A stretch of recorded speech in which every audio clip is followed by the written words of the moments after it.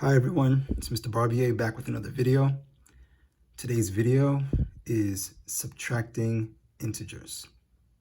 Today we're going to learn two methods, one method called the money and debt method, and another method that I call the universal steps. Basically, it's the standard algorithm for subtraction of integers. So let's get right into it. Subtracting integers. The universal steps method. To subtract integers, you must first follow these rules. Step 1, keep the first integer the same. Step 2, change the subtraction operation to addition. Step 3, change the sign of the second integer to its opposite. And step 4, follow the rules for adding integers. Let's look at the first example. The first example says -5 minus 8. So let me zoom in. And ladies and gentlemen, if you're going to use the keep, change method for subtraction, I highly recommend that you write on top of the problem KCC to guide you as a reminder. Okay? So KCC for keep, change. All right, let's follow those 3 steps. So keep the first integer the same, meaning we're going to take the -5 and just bring it straight down. We're going to change the subtraction operation into its inverse or opposite, which is addition. And then we're going to change the 8, which is positive, into a -8. And because I want to keep the negative sign away from the addition operation, I'm going to use parentheses around the -8. Okay, so let's just look at that again. Okay, keep the first integer the same, the -5 stays. Change the subtraction into addition, and then change the sign of the second integer into its opposite. The common mistake that I see students make with keep, change is that all they do is change the subtraction to an addition and leave the sign of the second integer the same. Please be careful, okay? It's not keep, change, keep, as I like to say, to my students. It's keep, change. Make sure you're doing 2 changes, not just one. Okay, that's the key. Make sure you're doing 2 changes. The subtraction becomes an addition, and the second integer is changed into its opposite sign. Once you do that, ladies and gentlemen, you can use whichever method for addition of integers that you prefer. If you want to use the money and debt method right now, you can. You can say, I owe 5 because the 5 is negative, and I owe another 8. Okay, so all together, I'm going to what? Okay, I just heard someone say, I'm going to owe $13, -13. That is correct. Now, so you know what? Let's actually just write -13 for this one, and then we'll use the universal steps for a different problem. Okay, so there it is again. I owe 5, I owe 8, altogether I owe 13. Let's look at this one right here, 9 minus -4. Again, ladies and gentlemen, keep, change. You can even write the KCC on top of the problem to guide you. Okay, remember, KCC is only for subtraction. Don't start doing KCC for addition. All right, please don't make that mistake. Don't get confused. So we're going to keep the first integer the same. Okay, change the subtraction to addition, and change the sign of the second integer into its opposite. So the -4 now becomes a +4. And because the 4 is positive, I don't need parentheses around the 4. Okay, because the operation symbol, the plus, acts as a operation symbol and as a sign for the 4. It's actually doing both for this number 4, so I don't need to put parentheses around the 4. All right, and now I just use either money and debt or the universal steps to solve this problem. So let me use the universal steps. The universal steps say that if the signs are the same, I add and keep the sign, right? So 9 is positive, 4 is also positive. I'm going to add these two numbers. 9 plus 4 is 13. And I keep the sign, meaning both of them are positive, so my answer is also positive. That's it. Okay, let's move on to C. First, do the keep, change, change, right? Let's not forget that. Keep, change, change for subtraction. So I keep the -3. I'm going to change the subtraction into addition. And I'm going to change the -9 to its opposite, which is +9. Okay, let's use the money and debt method for this one.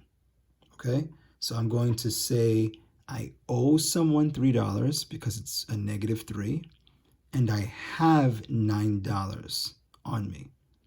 So after paying the person the -3 that I owe them, okay, after paying my debt, that's why it's called the money and debt method, how much money am I left with? Okay, I just heard someone say, Mr. Barbier, I believe you're left with $6, and because it's money that I still have, it's a +6? Yes, that is correct. All right, very good. Now, folks, I'm going to jump around a little bit. Whatever I don't complete, you do complete on your own. So you're going to do D and E on your own, all right? And you can even do F on your own. You might say, Mr. Barbier, wait a minute, I can't do that. That's fractions. Let's remember the denominators are the same.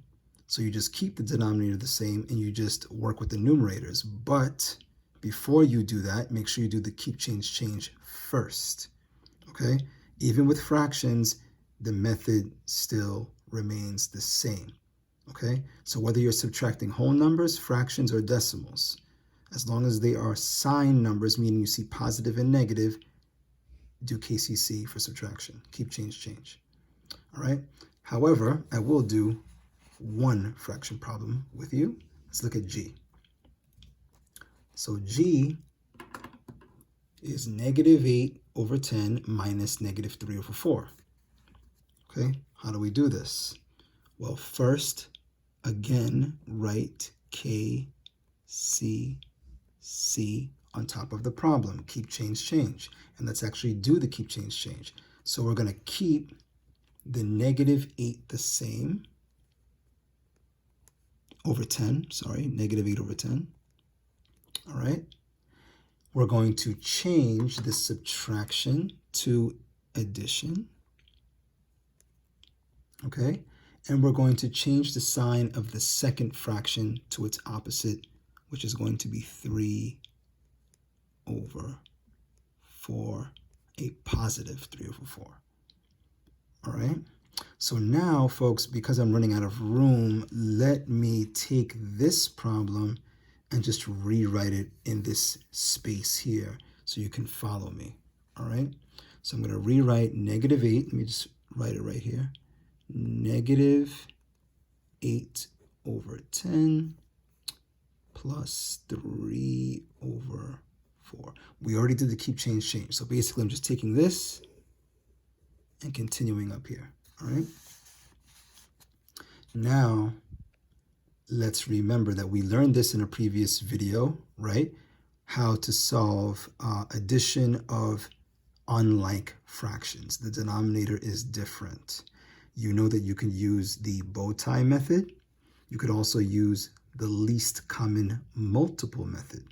However, I would like for you to use the method that is most efficient for this problem, right? So even though you can use bow tie, if you look, 10 and 4 have a common multiple that's lower than if I just multiply 10 times 4. So for example, if I did the bow tie method, I would multiply 10 times 4, which is 40, right? But ladies and gentlemen, think, is there a multiple in the 10 times table and the 4 times table that is less than 40? That would make my life a lot easier for this problem. What do you think? Okay, I just heard someone say, Mr. Barbier, yes, there is. What is it? It's 20. Yes, it is 20 because 20 is in the 10 times table and 20 is also in the 4 times table and 20 is lower than 40 if I did the 10 times 4. And let's remember, ladies and gentlemen, it's always best to use the least common multiple whenever possible because it eliminates the need to reduce a lot at the end of the problem, okay? You may have to reduce a little bit, maybe, but it just saves time. That's the key. You want to save time whenever possible, okay? Remember, you want to do math in a time-efficient manner. All right, now, let's remember, we can't just keep the 8 the same and keep the 3 the same. No, what you do to the denominator, you must do to the numerator. So in other words, if we say to ourselves 10 times what gave us the 20, you know that number is what? Okay, someone just said 2, Mr. Barbier. And if we multiply the denominator by 2, we must multiply the numerator also by 2. So negative 8 times 2 is, someone tell me please? Okay, very good. Negative 16. I already have the negative there. 4 times what gave us 20? Okay, someone just said 5. Very good. So therefore 3 times 5 is what? 15 is correct. Now that I have like fractions, the denominator is the same for both fractions. As you remember well, I hope, you keep the denominator the same and you simply work with the numerators. Now you might say, Mr. Barbier, how do I do that? They're fractions. No, remember, they are fractions, but if you're solving just the numerators, look at them as if they're whole numbers, right? Use the money and debt method or the universal steps. So you know what? Let's switch it up. Let's use the universal steps for this one. Universal steps say that if I'm adding, which I am, 2 different signs, okay, the signs for the 2 numbers are different. 16 is negative, 15 is positive. Then when the signs are different, I subtract and take the sign of the quote-unquote bigger number, right? So 16 is negative, 15 is positive. They are different signs. I'm going to subtract 15 from 16. I'm left with what? Someone just said 1. And because negative 16 has the larger absolute value than positive 15, my answer is going to be negative. Okay?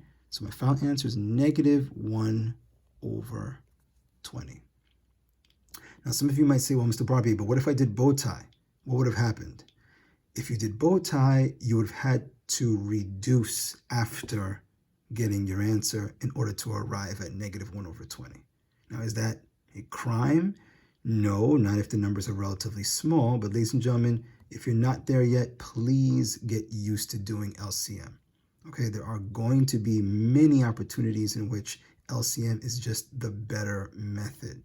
Okay, don't cripple yourself and say, I'm only going to do bow tie, I'm never going to do anything else. No. It's best for you to know multiple ways to do a math problem. And trust me, it is definitely, just better. It's better, for test taking. It's better for, just for expanding your skills. Please remember that, all right? When it comes to math, you want to have multiple tools, not just one. All right, here we go. Now, subtracting integers using the money and debt method. So let's discover how to subtract integers not using keep, change, but using the money and debt method. How's this going to work? Okay, here we go. You can also subtract integers by relating math to money. Simply follow these steps. Step number 1, draw a box around the first integer. Make sure the sign is in the box. 2, draw a box around the subtraction sign and the second integer. If the second integer is positive, the subtraction sign changes it to a negative. If the second integer is a negative, circle the subtraction sign and the negative sign and change them into a big positive sign. I call this, by the way, I call it shortcut KCC. Okay, I will demonstrate that very soon. Okay, step 3, now solve using the money and debt method for addition. Ladies and gentlemen, it's that simple. Let's look at some examples, okay?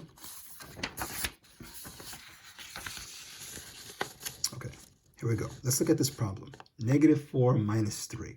You already know how to solve this problem using the keep change method.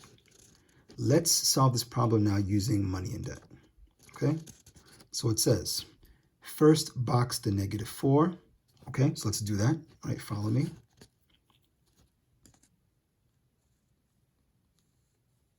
Okay. Then box the subtraction sign with the 3. Like this. Okay. Now use the money and debt method. Remember, the subtraction sign makes the number 3 negative. Say to yourself, I owe $4 and I also owe someone $3. How much do I owe altogether? Okay, so let me break that down again. The 4 is already negative, so you would owe someone $4. But now, because I'm using the money and debt method, I'm not using KCC. This is not -4 minus a +3. No. With this method, this subtraction sign makes the 3 negative. So this subtraction sign is actually making this 3 a -3. Okay? And now I just use money and debt. I owe 4, I owe 3. Altogether, we owe $7. Okay? Right? There it is. You could also use the universal steps here, right? You can say the signs are the same, right? They're both negative. Therefore, I add and keep the sign. See? So either way you do it, you're still going to get -7. Okay, let's look at another one. Let's look at this one. 8 minus 12. First box the 8.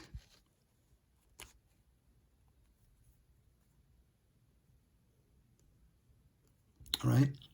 Then box the subtraction sign with the 12, just like this, okay? Just like this. Okay, and now we use the money and debt method. Say to yourself, I only have $8, but I owe someone $12. Okay? Because the 8 is positive, you have that money. Because the 12 is negative, you owe that money. After giving them the money I have, how much money do I still owe? Okay, let me hear someone give me the answer. Okay, I just heard someone say, Mr. Barbier, since you only have 8, but you owe 12, you're going to still owe $4? Is that right? Yes, that is right. Okay, did you come up with -4? That's right, and because you owe $4, the 4 is negative. Very good. Let's look at one more problem. Okay. -7 minus -6. Now this one, ladies and gentlemen, please pay close attention. This is the first time that we have a subtraction sign and a negative number following the subtraction sign. So when you see a problem like this, okay, please listen to me very carefully. When you see a problem like this, what you want to pay close attention to is when a subtraction sign and a negative sign meet. That's what you want to pay attention to, okay? Very important, all right? So if you have, say this purple pen here is my subtraction sign, and then this is my negative sign. When you see the two of them come together, that should tell you, wait a minute, this is different than the other ones. When I see a subtraction sign and a negative sign come together, that means that those two symbols, that the minus and the subtract, become a plus, a positive sign, which is what we're going to do right now. So first, what do? We box the -7 as always, right? It's my first number. And then because I see a subtraction sign and a negative sign touching, I'm going to do this. Circle the two together and make it one big plus sign or positive sign. All right? Okay? So there it is, ladies and gentlemen. When do you do this? When you see a subtraction sign and a negative sign touching each other. I call this shortcut KCC. Okay, it's like a short way of doing keep, change, change. All right. So now that we did all of the, the boxes and the circles, okay, here's what we're going to do. Say to yourself, I owe someone $7, but I only have 6. Because notice the 6 is not negative anymore. All right. This 6 is now positive. Okay. The 6 is now positive. So you owe someone 7, but you have only $6. You give them what you have, and you're still what? Someone tell me. Okay, someone just said, Mr. Barbier, I think the answer is -1. Correct. -1. Okay, very good, very good, very good. All right, ladies and gentlemen, you have some classwork problems. Okay, and as always, I'm not gonna do all of them for you. No, you see, there are 10 of them this time. You're gonna do some, and I'm gonna do some to help you. But let's look at a couple. As a matter of fact, right now is that time where I'm gonna tell you to pause the video and try the first 5 problems by yourself. Okay, so 1, 2, 3, 4, 5. Ladies and gentlemen, pause the video, go for it. Okay, I'm going to assume that you have tried the first 5 problems, that you have paused the video, that you didn't just wait for me to show you the answers because you want to give it your best, right? You want to learn, not just watch the video and copy off of what I do. So I'm trusting that you did I am watching you. You don't think I can see you, but I can see you, all right? So if you didn't pause the video, do it now. Okay, all right, good. Proud of you for trying, okay? Proud of you for trying. Let's do this. So 3 minus 8. Here's what we're going to do. We're going to go back and forth from the universal steps and the money and debt method. We're going to do universal for some, money and debt for others, okay? So look at that problem and tell me, what would you like to do? Okay, someone just said, Mr. Barbier, you know what? I want to try KCC for that one. Okay, no problem. No problem. Keep, change, change. I heard you, and we're going to do exactly what you said. All right, let's do that keep, change, change. What do I keep? Okay, I keep the 3. Very good. What do I change? Okay, you said change the subtraction to an addition, right? And what do I change again? Remember, it's keep, change, change, not keep, change, keep. Okay, so the positive 8 becomes a negative 8. Okay, let me zoom in a little bit. Now, let's use money and debt to get the answer. So, I have 3, but I owe 8. And because I only have $3, but I owe $8, I'm still going to be left owing money, and therefore I owe 5, -5. If you got -5, give yourself a pat on the back. Good job. Let's look at number 2. Number 2, let's try just straight up money and debt with no KCC at all. Okay, so we're going to box the first integer. Okay, we're going to box the subtraction sign with the second integer. Okay, and now I just go right into money and debt. Let's do it. So the -2 means I owe $2. The -10 means I owe another $10. So all together, if I owe 2 and I borrow another 10, I'm going to what? Okay, someone just said, Mr. Barbier, is that +8? Okay, does everybody agree with that? Okay, someone else just said, no, Mr. B, I think it's -8. Okay, does everybody agree, or is there one more answer out there? Someone said, no, Mr. B, no. If you owe 2 and you borrow another 10, that means you are in debt a total of $12, and because you owe, it's negative 12. Thank you. That is correct. Good job. Good job. Yes. Let's look at number 3. Now, number 3, ladies and gentlemen, you have a choice. We could use shortcut KCC. I hope somebody sees it, because do you see that subtraction touching the negative? Or you could just use keep, change standard. Okay, I just heard someone say, Mr. Barbier, you know, I feel very comfortable with keep, change. Can we just do KCC? All right, no problem. Let's just do regular KCC. Okay, what do I keep? Keep the 1. Okay, what do I change? Change the subtraction to an addition. What do I change again? The negative 7 to a positive 7. Right?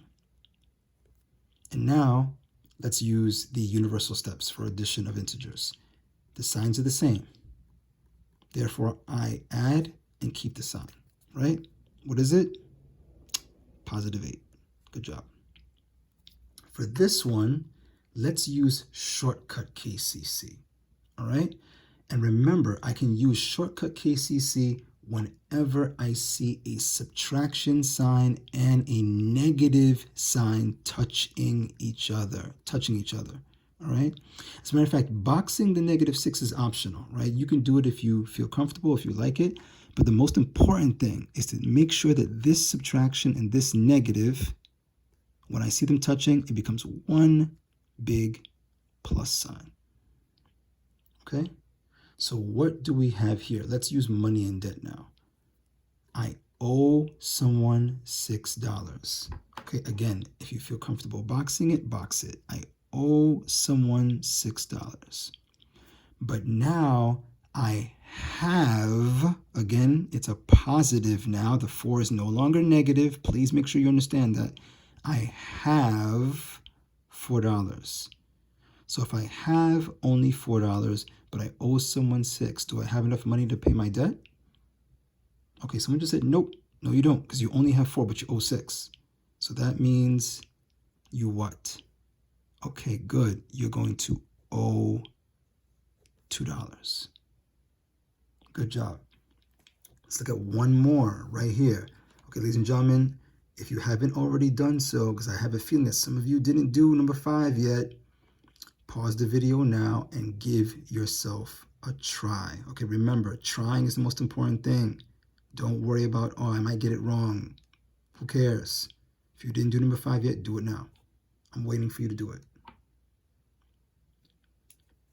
Okay, I'm hoping somebody who didn't do 5 paused their video, tried it, and now wants to see if the answer is correct.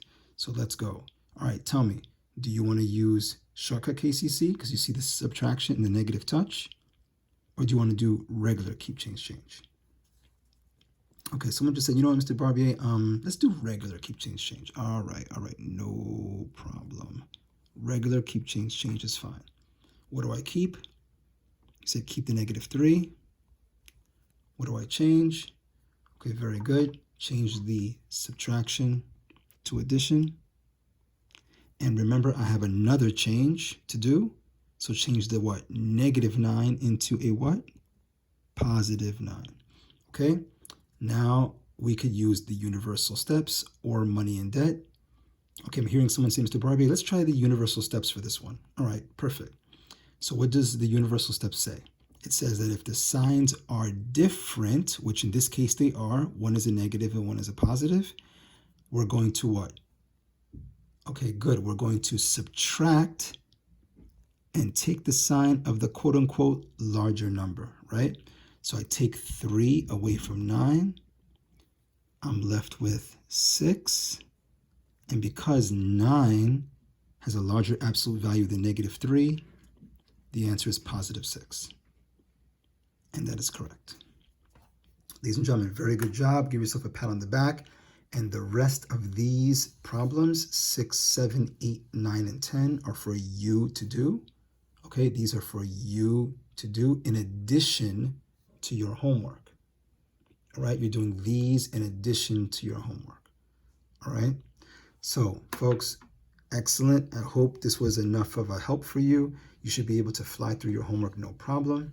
If you have any issues, you know what to do. You know where to find me, all right? And that's the end of this video. So ladies and gentlemen, keep working hard, keep practicing, okay? And I will see you in the next video. Take care.